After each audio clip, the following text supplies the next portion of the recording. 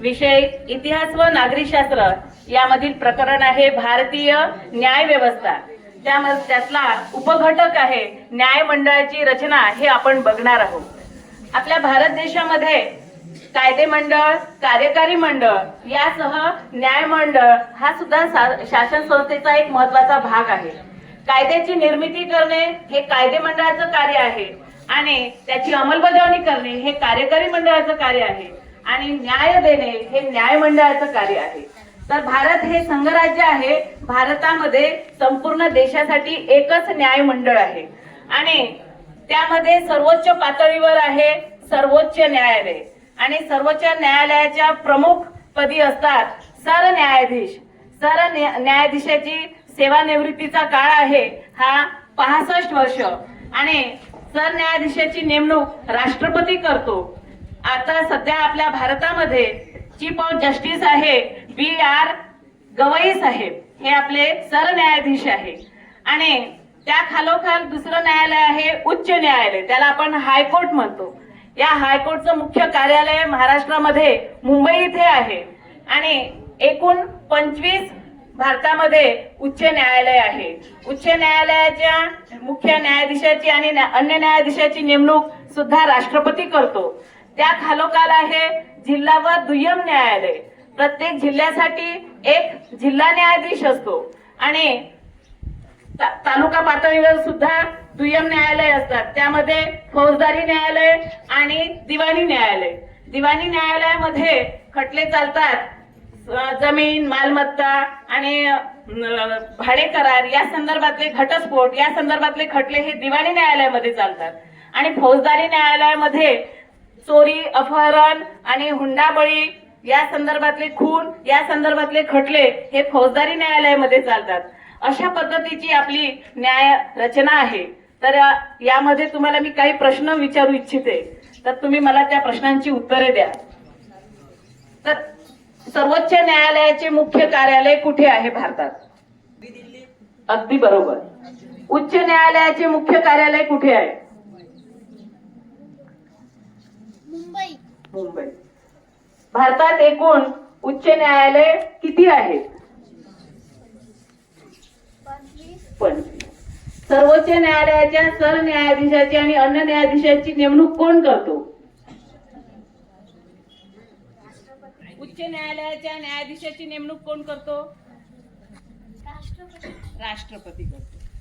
आता सांगा मला, फौजदारी न्यायालयामध्ये कोणते खटले चालतात? फौजदारी न्यायालयामध्ये कोणते खटले चालतात? फौजदारी न्यायालय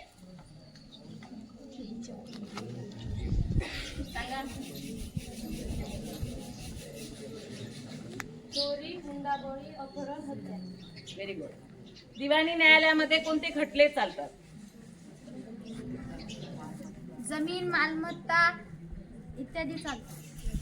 तर आपण या ठिकाणी भारताची न्याय व्यवस्था आणि भारतीय न्याय व्यवस्थेची प्रक्रिया कशी असते हे नाट्यामधून आपण या ठिकाणी बघणार आहोत। यानंतर आम्ही नाटक सादर करणार आहोत। सत्याचा विजय या नाट्यामधून वर्ग 10च्या विद्यार्थिनी भारताची न्यायालयीन प्रक्रिया कशी असते हे या नाट्यामधून सादर करीत आहेत।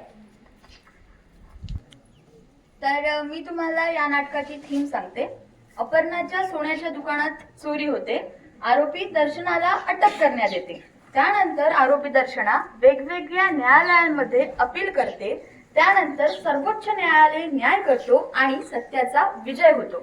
अशा पद्धतीची या नाटकाची थीम आहे आणि यामध्ये अपर्णाच्या सोन्याच्या दुकानदार या भूमिकेत आहेत स्वरा गंदेवार, तसेच आरोपी म्हणजेच दर्शनाच्या भूमिकेत आहे स्वराली चव्हाण, पोलीस अधिकाऱ्याच्या भूमिकेत आहे भूमिका, अपर्णाची वकील आहे श्रेया आणि दर्शनाची वकील आहे नंदिनी।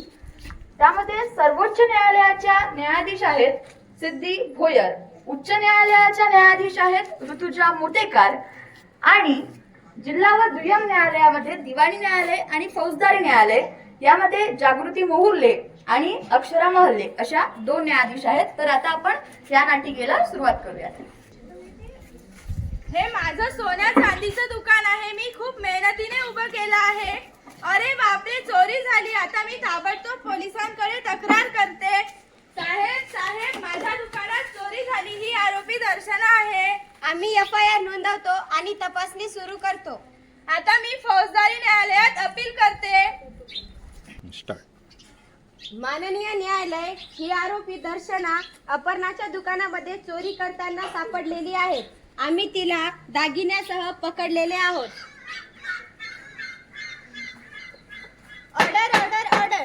पुरावे पाहून न्यायालय आरोपी दर्शनाला 1 वर्षाची शिक्षा सुनावते. अरे बापरे, 1 वर्षाची शिक्षा. पण मी तर निर्दोष आहे. आता मी वरच्या न्यायालयामध्ये अपील करते. माननीय न्यायालय, माझ्या पक्षकाराने चोरी केलीच नव्हती. तिचा निर्दोष सुटका करावी. Order order order. शिक्षा 3 महिन्यांनी कमी करण्यात येत आहे. आता मी उच्च न्यायालयामध्ये अपील करते. माननीय न्यायालय, आरोपीकडे चोरलेल्या वस्तू सापडलेल्या आहेत. माझ्या पक्षकारांनी चोरी केलीच नव्हती तर शिक्षा चुकीची झालेली आहे. त्यांना CCTV कॅमेऱ्यात कैद करण्यात आलेला आहे. पण हे पुरावे चुकीचेच आहेत. त्यांना रंगे हात पकडलेले आहे चोरी करताना. पण हे शिक्षा चुकीची झालेली आहे. Order order order. आम्ही पुरावे पाहत आहोत. आरोपी निर्दोष दिसत नाही. शिक्षा सर्व राखून ठेवली जाते. आता शेवटचा प्रयत्न न्यायालयामध्ये अपील करते. माननीय न्यायालय, आरोपीकडे चोरलेल्या वस्तू सापडलेल्या आहेत. पण हे पुरावे चुकीचेच आहेत.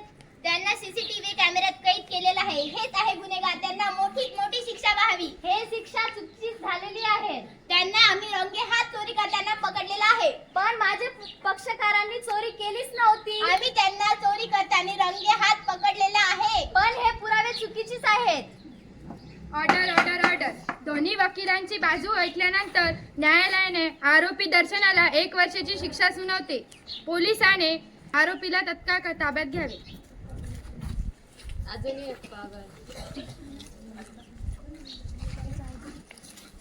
अरे वा, मला न्याय मिळाला. मी शिक्षा भोगेन.